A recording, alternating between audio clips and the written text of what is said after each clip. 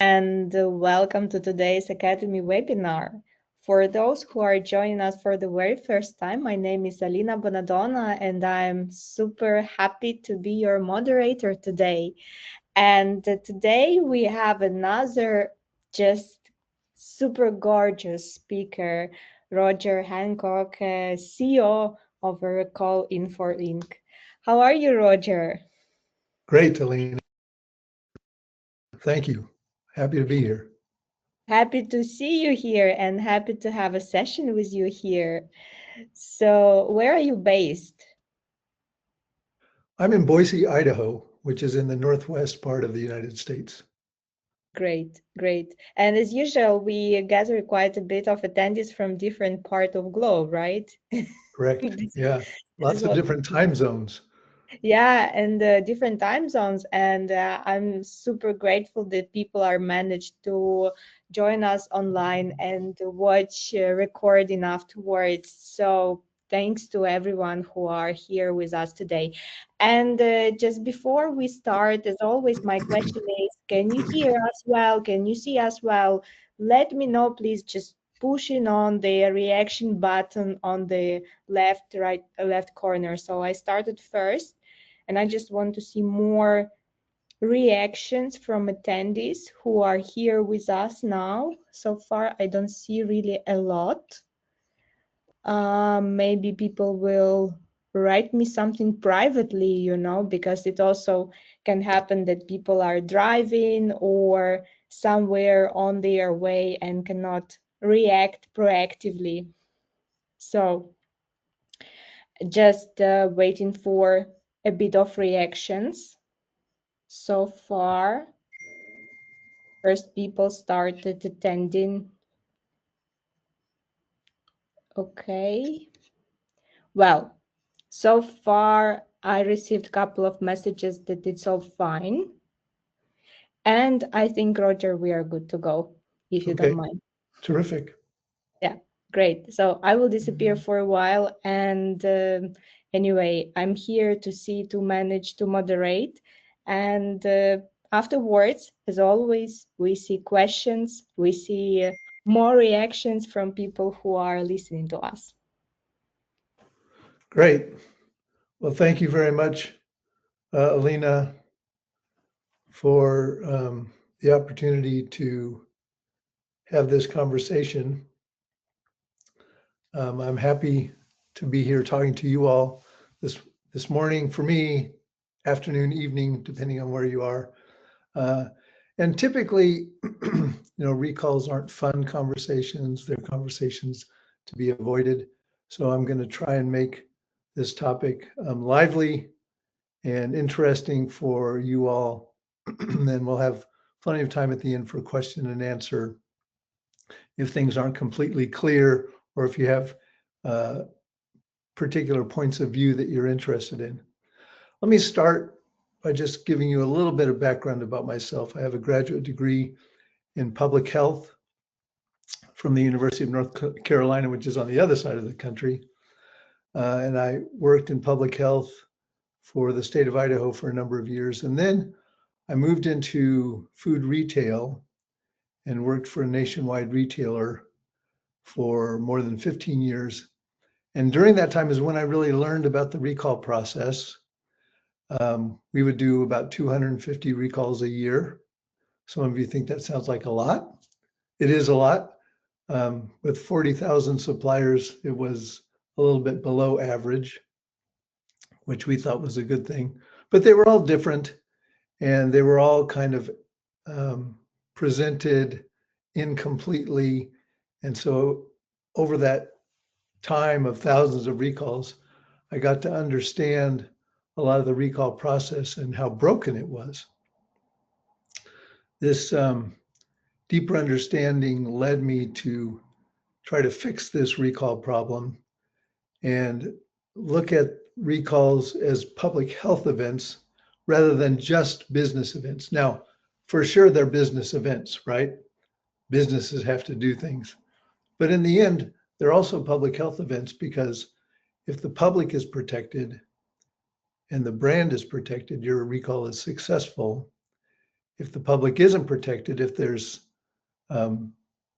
subsequent illness or injury or other problems as a result of defective product, then your recall hasn't been successful and they become public tragedies, quite frankly. So with that shift from business process to public health process, or really that combination of business and public health, I've taken steps to solve that problem. And I'm going to talk to you today about steps that you can take to help solve the problem as well.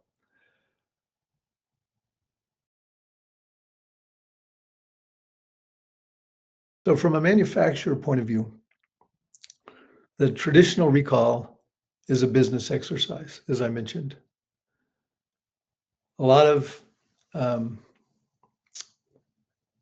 activity at manufacturers when recalls occur happens between businesses for the sake of recovering product, identifying where product is, recovering that product, making sure that product is handled correctly, issuing credits, all of the activities that need to happen in the supply chain make recalls feel like very business-oriented events.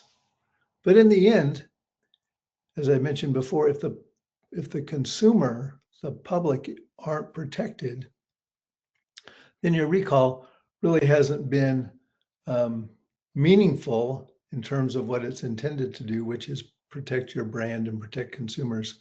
And so this shift from business exercise to public health exercise is something that we want to talk about today, because it really is a mindset shift.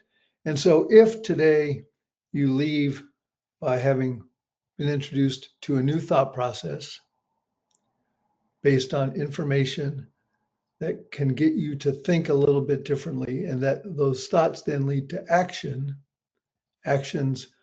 that you can take both in preparation and in the middle of a recall, then this will be a very successful and useful hour of everyone's time.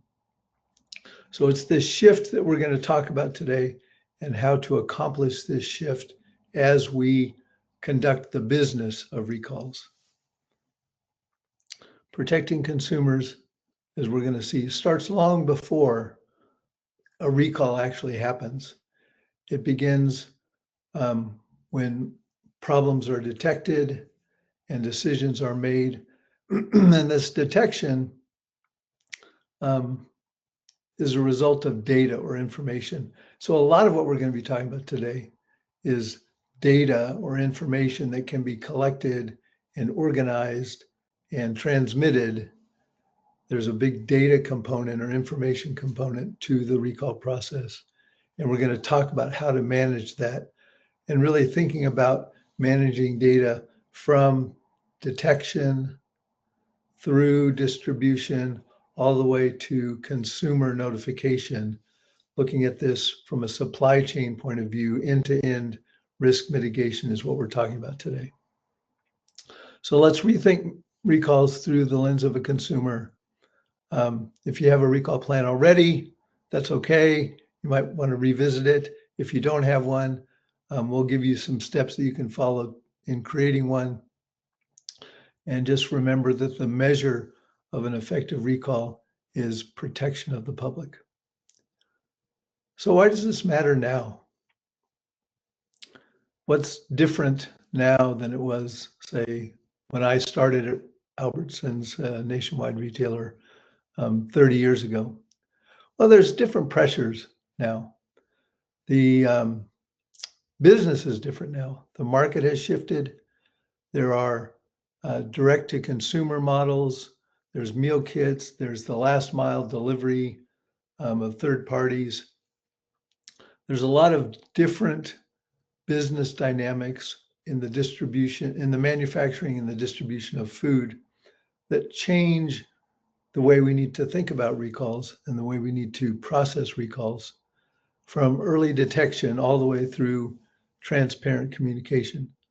So there's direct to consumer. There's not only manufacturer direct to consumer, which increased dramatically during the COVID period. There's also wholesaler or distribution center direct to consumer. That's been very successful in other countries like the UK and Europe. It's been moderately successful in the US, but this notion of distribution center direct to consumer is a real thing. Points of sale, of course, always have sold to consumer, but then inserting this last carrier, an Uber or a DoorDash or somebody like that who delivers the product, or even drone delivery, the whole supply chain has shifted. In addition to the supply chain shifts, there's been technology shifts which have risen, increased the consumer pressure. It doesn't take but seconds now to get information passed across entire countries, across entire continents, really around the world, pretty much. And so the social media has changed the way information flows. Advocacy groups have stepped in and said, hey, things are different now, and so we need to respond differently. We need to be prepared differently. We need to regulate differently. The advocacy groups are involved in all three different parts of that recall process, information flow process. And so there's increased consumer pressure, increased public pressure to get better messaging to the end consumer faster and more accurately. And then there's also changes on the regulatory landscape. I'm more familiar with changes in the US, but I know that there are changes globally around how regulators are looking at recalls. In Europe, in the Middle East, in Africa, all different regulators are looking at this recall process and trying to improve it. And one of the things that I've learned about this improvement process is everybody thinks about recalls from their own context. So a regulator thinks about recalls from the context of what kind of information they need, what do they need to see for a recall to go well. A consumer thinks about the recall from their own context. What do I need? What's going to make a recall go well for me?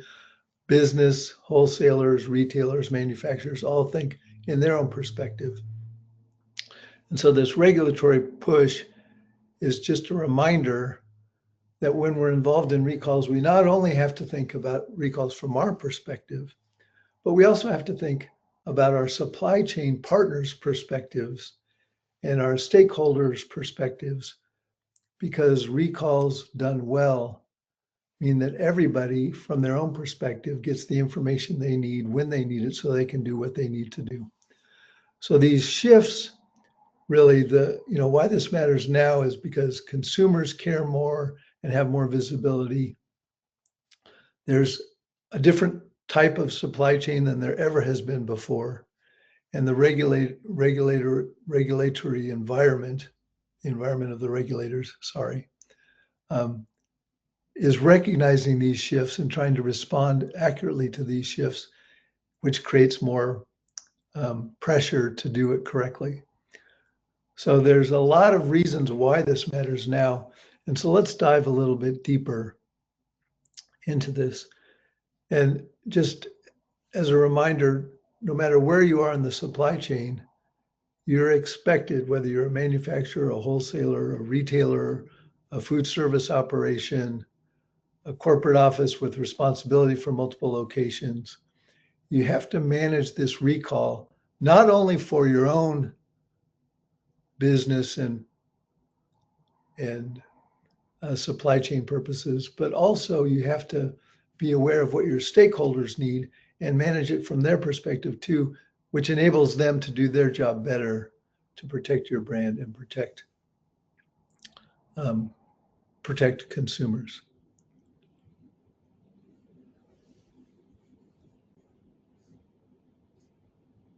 So now thinking more directly of the consumer, because we're looking at recalls from the consumer lens, I can tell you, I'm a consumer, we're all consumers, right?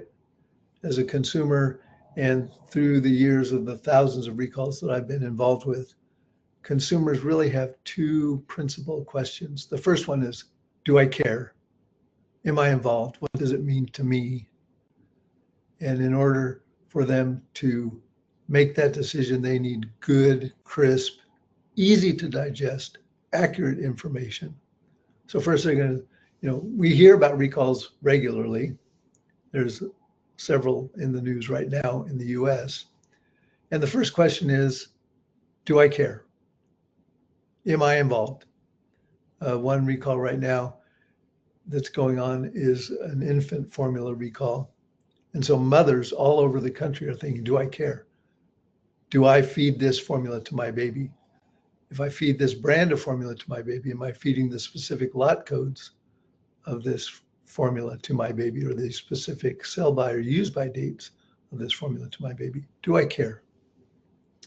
And if the answer to that is yes, I do, or yes, I am, or yes, I have been, yes, I do care because I do feed this to my baby, yes, I am a consumer of the product that is being recalled, yes, I have already eaten it or consumed it.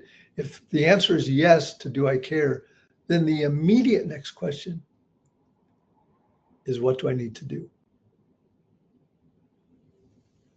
So those are the two drivers from a consumer lens point of view that we need to be thoughtful of when we build the entire recall process, because the entire recall process needs to enable each step of that process to answer those two questions. Do I care? Am I affected? And if the answer is yes, what do I need to do?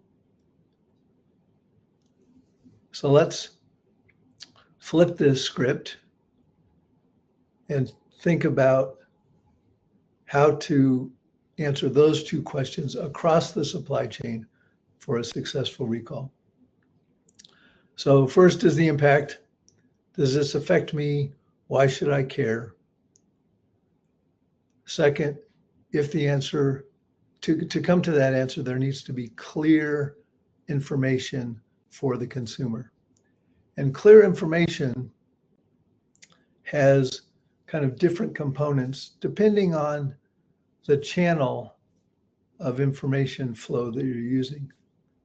A recorded phone message is very different than a text message due to, understandability, repeatability, all kinds of factors affect the effectiveness of phone messages versus email messages versus text messages, the ability to include pictures, the ability to help people understand where to look on a product package, for instance, to find a sell by or a best if used by or a lot code information. So clarity of message also depends on the channel that you're using. And as you're preparing your recall plan, have to be thoughtful of which channels of communication am I using? How is this channel going to carry a message that can be perceived accurately, etc. Because ultimately what we want is we want people to take action. We want people to understand whether or not they need to take action. And then if they do need to take action, what action do they need to take? What do I need to do next? Do I need to throw the product away? Do I need to sanitize my kitchen? What do I need to do to limit the risk that I'm exposed to, or my family's exposed to, or my infant's exposed to, based on this information that I've learned about a recall? So what action needs to be taken? And behind the am I affected and what action do I need to take is the why. Why is this happening in the first place? So what happened? Why do I need to know to take these actions with this product? So transparency about what's going on, about what the problem is, how the problem developed, These things all are part of this thought process that results in recalls done well, creating the actions across the supply chain that need to be taken. And I can tell you from personal experience, it is easy to find examples of unclear communication. It's a little bit harder, but it can be done where you find examples of clear communication. Clear communication, here's exactly the products that have been recalled. Here's where you find the information needed to determine if you have the recalled product or not. Here are the steps that you need to take in order to protect yourself, protect your loved ones, protect your family, etc. So being transparent, being honest, telling people why it matters that they take the actions that they need to take is also a critical part of the message. And then being able to ascertain and keep documentation records of have these messages been delivered and received, isn't it also an important part of the whole consumer notification process? If you want to contact hundreds or thousands of consumers via fax, that probably isn't going to work. If you want to contact them via text, but you don't have a mobile number, that probably isn't going to work. So aligning how you want to communicate with the communication channel information you have for your customers, whether they're B2B or consumers B2C, is a really important thing. How do I want to notify people? What channels am I using from a information flow standpoint, from a data management standpoint, and how am I communicating within those channels? All are important considerations so that you're effectively communicating to consumers. So let's move on and let's flip the recall plan and look at it from the consumer end backwards. So building a recall plan has several steps involved. We're going to walk through them here over the next few minutes. Again, if you have questions, jot them down. We're happy to answer them.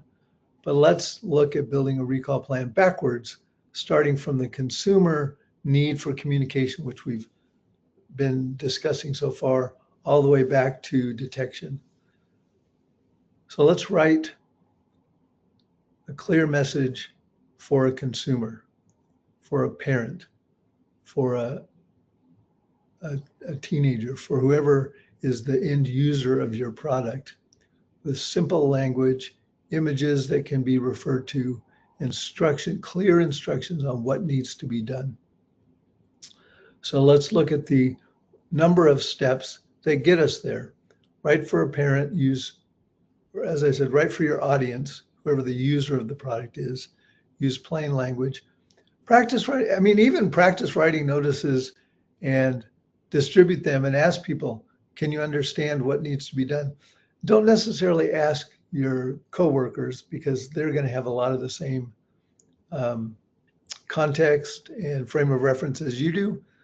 But ask somebody in your home, can you understand this? Ask some of your friends, can you understand this? So practice writing notices ahead of time and make them easy to digest.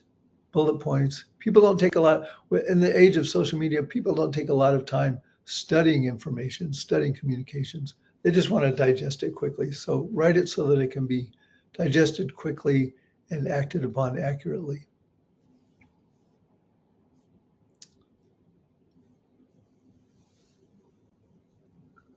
So let's go to the next slide if we could. Yeah.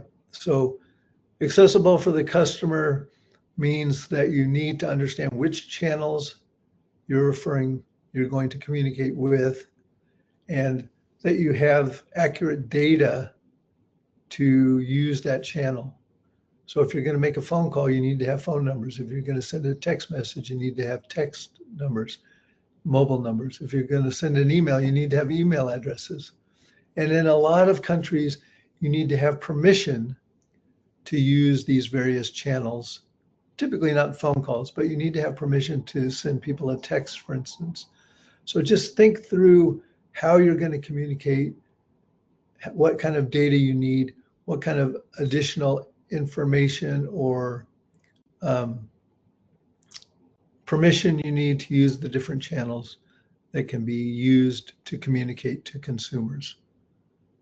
So make sure you have consumer-centric data for your communication, whether that's loyalty card data or online purchasing data. However you get the data, just make sure that it's accurate.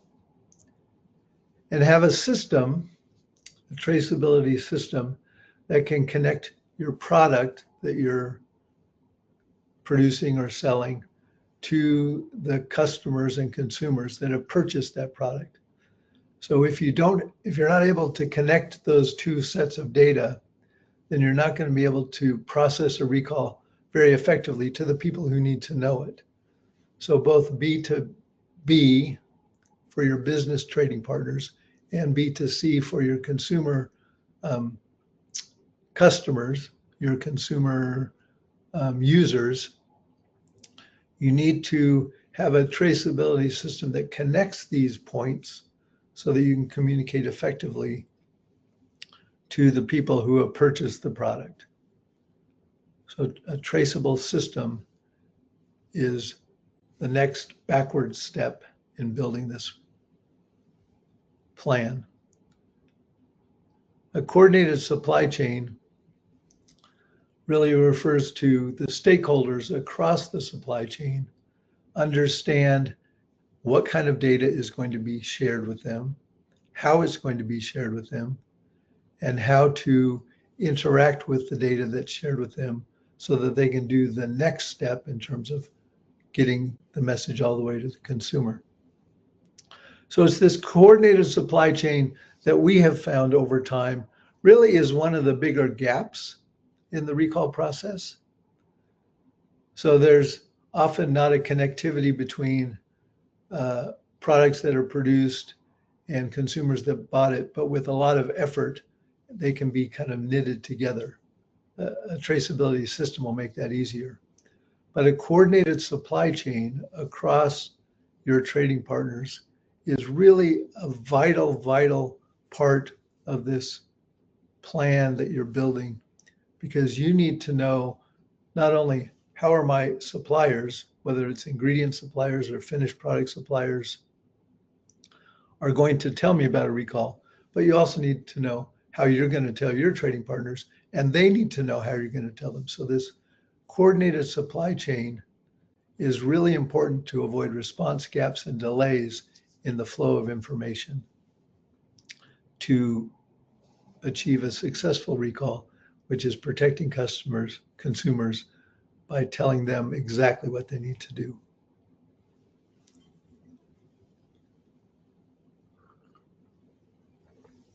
Now, a prepared team has different applications depending on the business. If you're a Fortune 100 business, you have a communications department, you have a logistics department, you have an operations department, you have a customer service department. You have all these different departments, and a team brings all of those department heads together to make decisions and to work on recall information flow. If you're a small company, 2 people might perform all of those functions, or you may have 2 people and an outside consultant. So determining who's on your team so that the different parts of a recall all can be addressed, not only internally, but also with your trading partners, is really important. And then deciding what each role is going to do and making sure that each person is prepared to do that role is second. So first you have to decide who's on your team so that you can comprehensively manage the recall information flow and work actions that need to be taken. And then second, on that team, what are the different responsibilities? Do you need legal review of your communications before they go out, for instance? Do you need operations to communicate to logistics in terms of timing of production and things like that? So defining who's on the team and then the roles that they play is really important. And practicing goes a long ways to making a recall run smoothly when it's needed. So just to give somebody a piece of paper or show them a screen and say, okay, this is the role that you play and here's the things that you need to follow, isn't quite as effective as actually simulating that process or walking through that process in a practice event before a live recall comes along. So identify the roles that you need to be in the room, identify the people who cover those roles, both internal and external people, and then practice those roles ahead of time will ensure that your supply chain is coordinated, that your systems are traceable, that your customers and consumers have actionable information channels that you can communicate through, and that your messaging is clear. So you can see how each backward step leads to the steps that follow it. And before you prepare your team, you're going to want to, as part of your deciding who's on the team, you're going to want to think through, okay, what's the decision making process that we go through? What's the data that we're collecting? What are the trigger points that say this data is out of line and so we need to look further? What decision tree, what decision makers need to be involved in this? So the decision around a recall is really a complex exercise. Who needs to weigh in? What information needs to be collected? And how often does that need to be reviewed? Because I can guaranteed that information will change along the way after decisions have been made. So a decision is made, oh, it doesn't look like we need to recall the product. And then more data comes in. Oh, we do need to recall the product, but we can limit it to these certain lot codes. More information comes in. Oh, the problem is bigger than we thought because our supplier told us that their problem was bigger than they initially told us, or whatever. So what's the decision-making process to come to a decision? And what's the process to keep evaluating the decisions to make sure that we've taken the right actions? So the decision-making process will help you determine who needs to be on the team, which will help you, and practice of who's on the team will help you make sure that your supply chain is coordinated. So again, you can see how each of these things are precursors to the steps that follow. So the decision-making is really important. And these last 2 points are a bit of a cycle. And so I'm going to describe them in a certain order, but as I mentioned, data keeps coming in. I mean, we've been involved in a recall in the US this week that is the result of decision-making cycles that started in one place, then more data came in, and the next step was taken, then more data came in, and the next step was taken. And the communication around each of those steps has been very, very clear. You know, I can commend the company that's involved in this recall, but it's a great illustration of you make a decision, but you don't stop collecting data. You keep collecting data, and your data has to be accurate, has to be connected, able to be shared, which means there's some data formatting issues involved, there's some data accuracy issues involved, but you want to be able to share data and you want the data to be available. So data management would take a whole nother webinar, but structuring your data so that you can share it.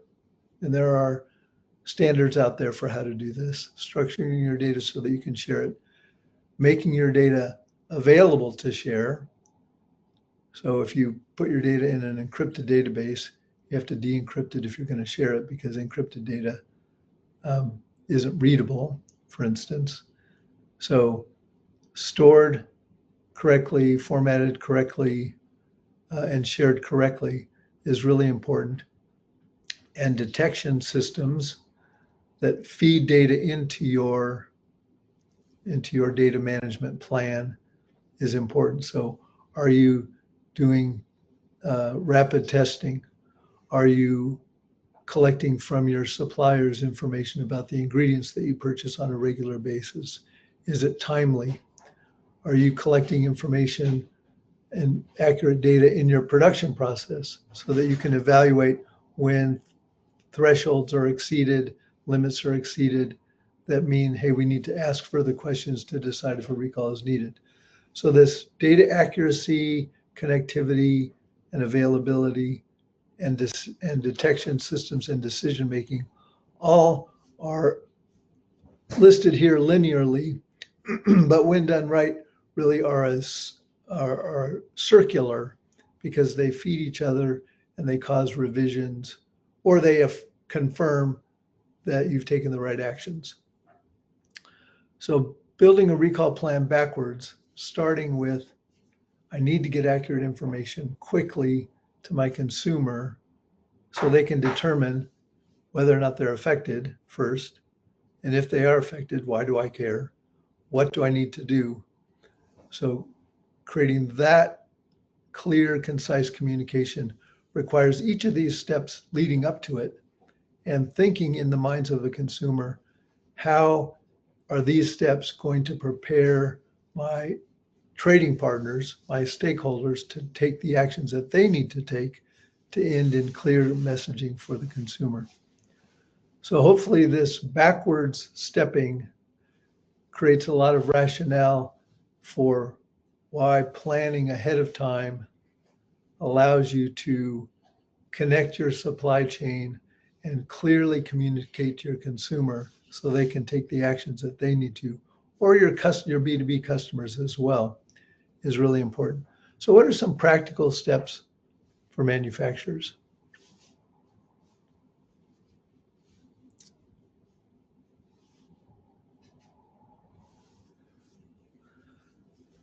I would say, again, starting at the end, practice is the most practical step you can take. So audit your food safety systems, including your food safety culture, recall readiness, and a risk management strategy follows from a food safety culture. You'll do it better if your food safety culture is in place, and then your risk management strategy and your risk management, comprehensive risk management services in place, then you can step into this recall readiness. Run a mock recall simulation. So there's a lot of mock recalls done today that are more like traceability exercises than they are like recalls. And a traceability exercise doesn't communicate to a consumer. It doesn't communicate to a business partner. It doesn't think about the actions that need to be taken and the data loops that need to be in place to communicate, measure accessibility of that communication, measure responsiveness to that communication. So don't just run a mock recall as it's thought of traditionally. Run a mock recall simulation that includes your trading partners. And the easiest way to think about this is don't just do an internal mock recall, but do an internal and an external mock recall simulation. Include your external trading partners with that process, and it will help you identify where gaps exist and how to close those gaps. Strengthen your traceability and make sure that you have, as I said, formatted data that is easy to access and can be shared with your trading partners, because true traceability isn't just for an internal exercise, but is meant to drive external actions. So strengthen your traceability and train your team. So we've talked a bit about preparing your team and giving them roles and helping them fulfill those roles. What a simulation does is it also communicates expectations to your trading partners, which can help them train their teams so that they can meet your expectations and meet the requirements that you have for protecting your ultimate consumer. And doing that across the business supply chain so that you can protect the consumer. So when prevention and recall responses are part of the same connected system, which is part of a food safety culture, then you're not just meeting the regulatory requirements for recalls, but you're also protecting the consumer. You're strengthening the trust that your brand has in the consumer's mind, and you're providing this end-to-end supply chain-wide protection. So in the future, you can see that connected systems serve both the regulatory community and the consumer at the table. So think about how to get from where you are today through a planning and preparation and practice process. Planning, preparation, practice, the 3 Ps of a good food safety culture: planning, preparation, and practice, to connect your supply chain to protect your consumer and the public's health. So let me conclude by saying rethinking recalls through the consumer lens is how the entire supply chain, starting with manufacturers and suppliers, will protect public health and maintain brand trust. Everybody is better prepared, more compliant, and more competitive if this process is ready to go and practiced before it's ever needed. One final fact I'll share with you, just to kind of put this in perspective. Most manufacturers think they haven't done a recall in a long time and maybe never, and that's true. There are more than 230,000 manufacturers and distributors registered with the FDA to sell product. If recalls happen at a general pace of 1,000 a year, it would take 230 years for all of those manufacturers to be affected by a recall. However, recalls aren't planned. Nobody wakes up in the morning thinking, oh, let's do a recall today. So you have to be ready so that when a recall does occur, you can enact your plan like a normal business process that you've practiced before, for the purpose of protecting the public, protecting the consumer's health, and protecting the trust that you've invested in to build with your brand. So with that, let's turn it back to Alina and answer any questions that may have come up. Thank you. Thank you so much, Roger, and thanks you all who managed to join us today, because probably a time difference is a bit challenging in different countries. However, those who were online, I know that a lot of people will rewatch us afterwards, because anyway, those who registered will get slides and recording afterwards. Please don't hesitate to drop some reactions to Roger, because there were a lot of really valuable details shared today. And while people are typing on questions, if I may start first, because it was really super interesting slide deck and a lot of information, a lot of to-do steps to follow. So if you don't mind, Roger. Sure. So my first question would be, if a company doesn't sell direct to consumer, what's the best way to reach end users during a recall? The best way to reach end users is for your supply chain to be aware that certain messaging has to get to the end user, and even to provide, as a manufacturer, to provide suggested messaging for the end user. So if I'm a point of sale, I can receive, well, here's what we would, as a manufacturer of a product, here's what we recommend you tell the consumer. Now, of course, the point of sale has the consumer relationship. And so they have to be able to manage that message in a relevant way to the consumer. And so there might be some changes, but for a manufacturer who isn't selling direct to consumers, to still think in the minds of a consumer, and if I was a consumer, here's what I would want to know, and provide that template or that suggestion to your trading partners so they can either pass it on as is or take that information and modify it a bit for the consumer. That's the best way. Yeah, Again, thank you so much. think in the mind of the consumer and communicate that way. Yeah. Great. And also, there is one question regarding food safety culture, the one you mentioned also. How, in your opinion, companies can reframe their internal culture to align with a perspective that consumers see recalls as a public health events rather than supply chain issues? That's a that's a very insightful and kind of a big question. um, I'm sure have heard it said, if it's not safe, it's not food. And so if you have the mindset, if it's not safe, but where safety is determined is in at the consumer level.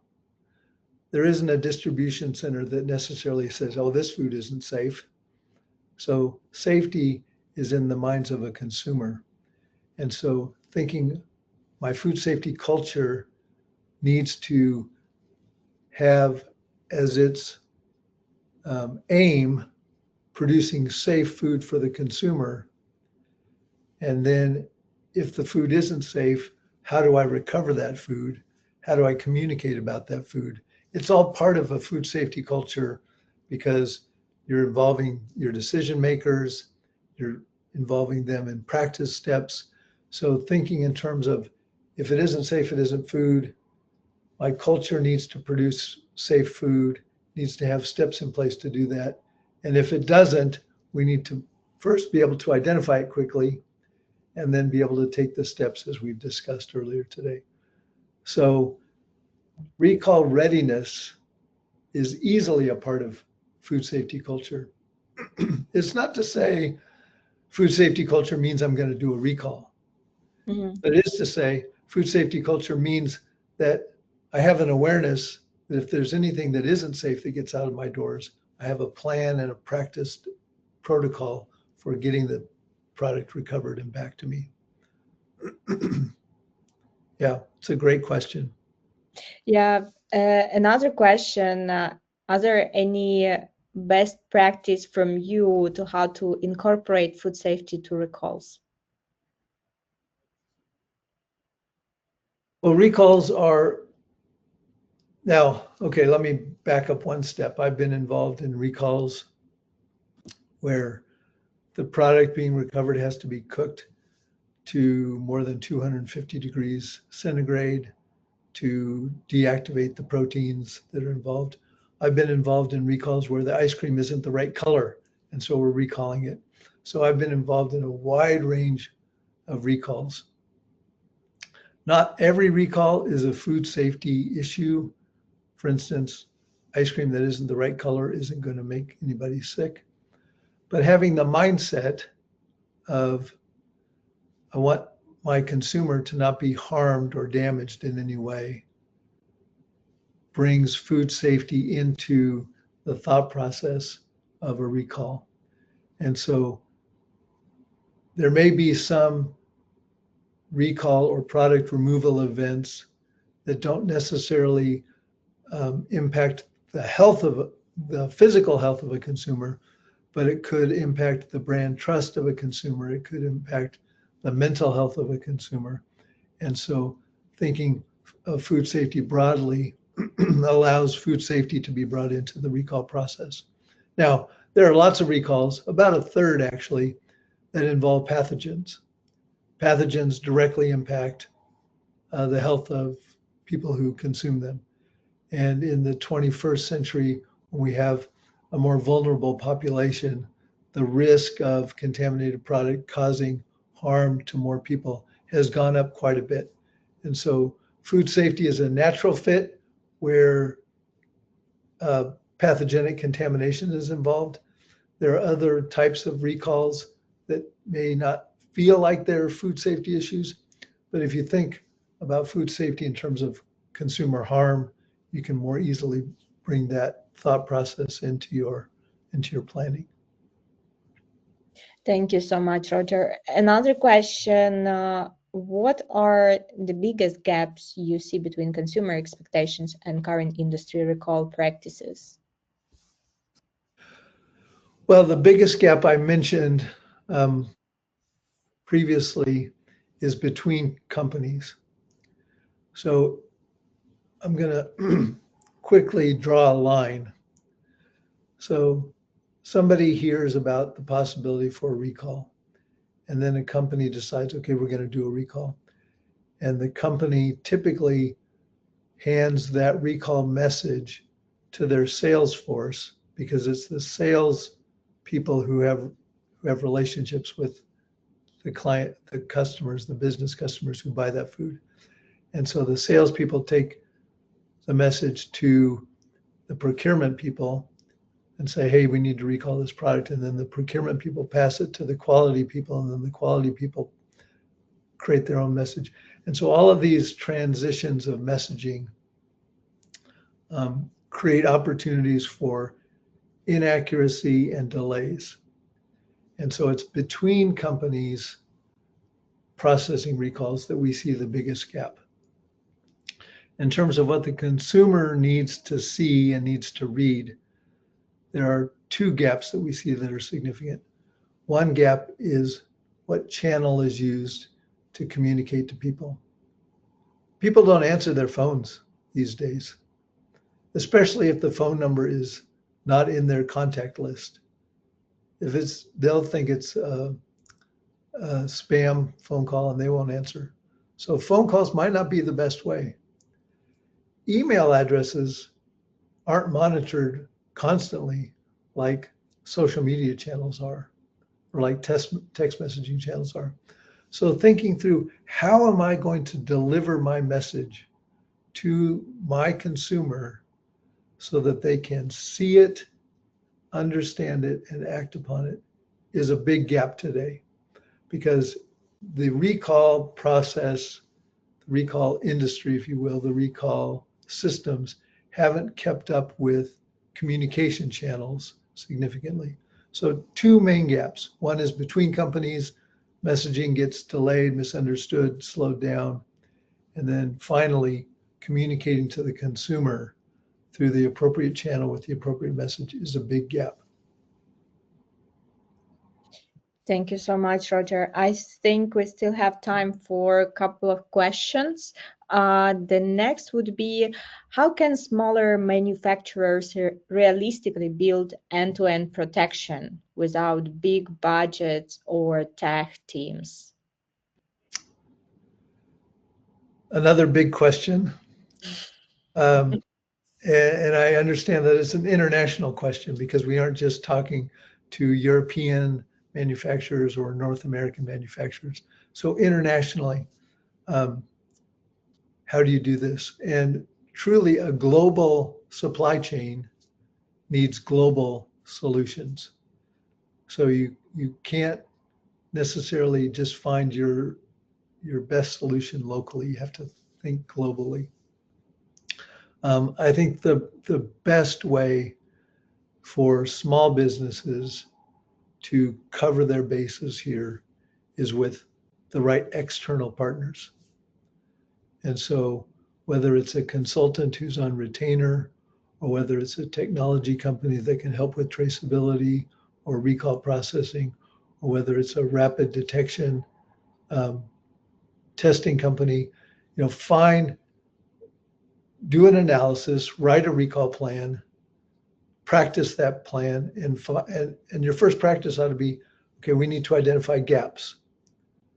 And if a gap is we don't have any legal consultation about the messaging and about our decision-making process, see if you can find a lawyer who specializes in food or recalls.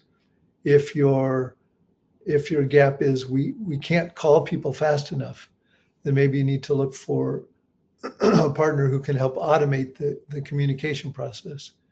If your gap is, well, we don't really know whether we need to recall a product, we don't have the right data coming in, then maybe finding a partner who can help with rapid testing, or who can help you collect data from your suppliers, all of these things. So start with going through this process, building a plan as much as you can. And then from that plan and from practicing that plan, you can identify gaps, and then you can look for external partners who are specialists in those areas to fill those gaps well. And just remember that a global supply chain needs global solutions. So step back 1 or 2 steps from your day-to-day job, think a little bit bigger, and then look for partners who can help you. That's Thank a good question. Thank you, Roger. And kind of summarize our today's session. If you had to pick one change that most improves recall outcomes, where would you start?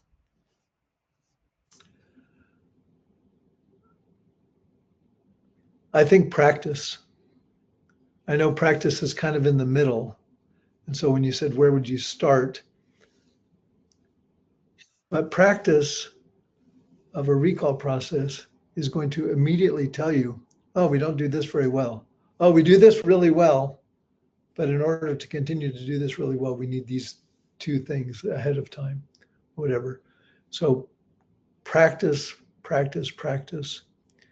And of course, if you don't have a plan, you can't practice what you haven't prepared. So you have to start with a plan.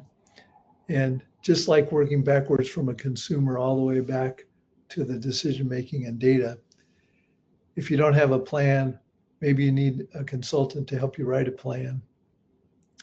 So practice, I think, is the most important part of being prepared for recall. Being recall ready means that you've practiced internally and externally your process. And if you start with practice, then you might say, oh, well, we have to write a plan if we're going to practice. But start with practice. Okay, we need a plan. Then you write a plan. Okay, well, we need somebody to help us write the plan. So let's get a consultant. So if you start from the point of we need to practice a recall so that we're ready if a recall happens, from that point, you can determine a lot of what you need. And also, I would say food safety culture is going to drive you to have to build a recall plan and practice it. So maybe a good place to start is making sure that your food safety culture includes recovering product that's defective, because everybody needs to recover a product that's defective. Maybe it's just the wrong label. Maybe there's nothing wrong with the product per se, but it got put in packaging that has the wrong label. I mean, we've seen recalls for packaging that doesn't include a barcode. And if you can't scan it, you can't sell it. So there's nothing wrong with the product, but the packaging lacks a barcode. So practice, have a food safety culture that values being prepared. So I would say those 2 things: a good, strong food safety culture and practice. Thank you so much, Roger. And I think right now, actually, food safety culture is a kind of mainstream topic. It is. And I'm super happy to see this mainstream currently, because like you cannot just do your daily routine without being connected and feel attachment to what you are doing, right? Correct. Yeah. And my huge thanks to you, Roger, for being our webinar speaker today. And I hope to see you in our next session soon. My pleasure. Because my pleasure too. Thank you so much. And thanks to all of you who listen to us online.